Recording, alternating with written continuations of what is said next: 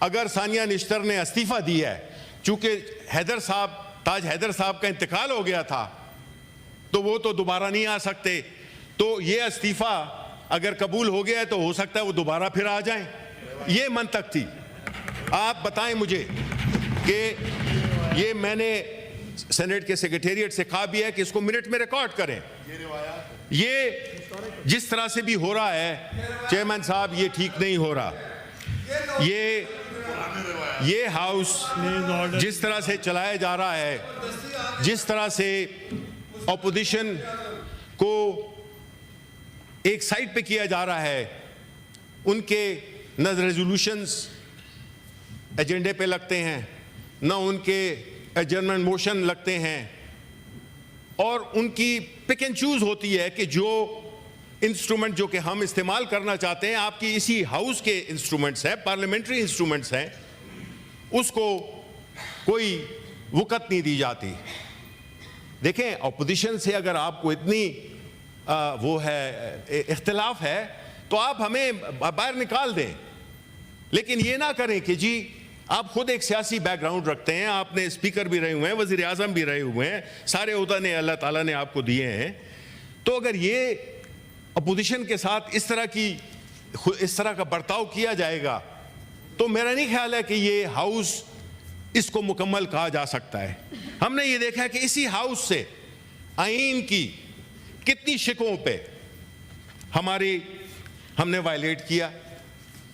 اگر ہم دیکھیں تو جو آرٹیکل 59 ہے وہ وائلیٹ ہوا، آرٹیکل 60 ہے وہ وائلیٹ ہوا، آرٹیکل 218 وائلیٹ ہوا، آرٹیکل 224 وائلیٹ ہوا.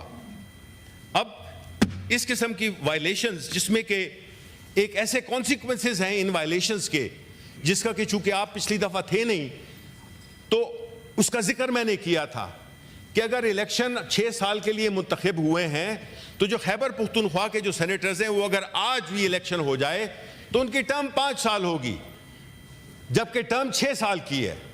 اسی طرح جو چیئرمین اور ڈپٹی چیئرمین کا الیکشن تھا اس میں بھی جو جس دن آپ نے حلف لیا ہے وہ غالباً 9 اپریل تھا، اور آپ کی جو سینٹ ٹرم جب ختم ہوگی وہ ہوگی 9 مارچ کو. تو 1 مہینے کا وہ کون کرے گا؟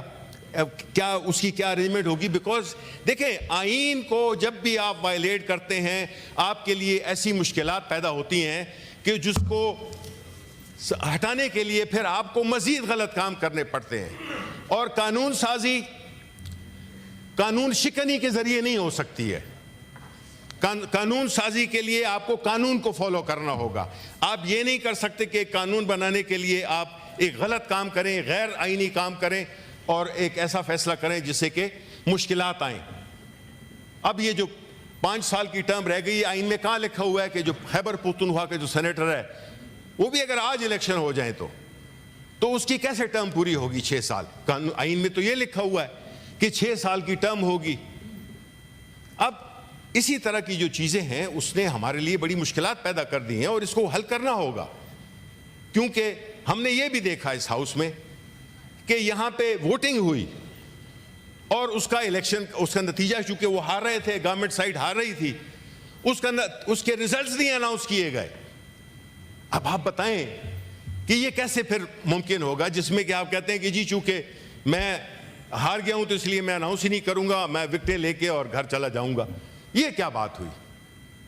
تو کئی ایسی چیزیں ہوئی ہیں اس ہاؤس میں جو کہ میرا خیال ہے، اور ہم آپ کے چیئرمین صاحب، ہم آپ کے دل و جان سے ہم آپ کے خیر خواہ ہیں.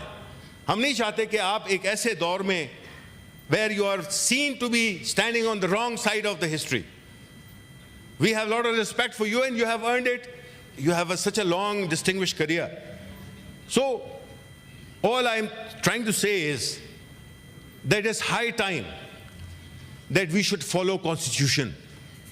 This is a issue where we cannot compare ourselves with the Westminster democracy because they don't have a written constitution. We have a written constitution. So آپ جو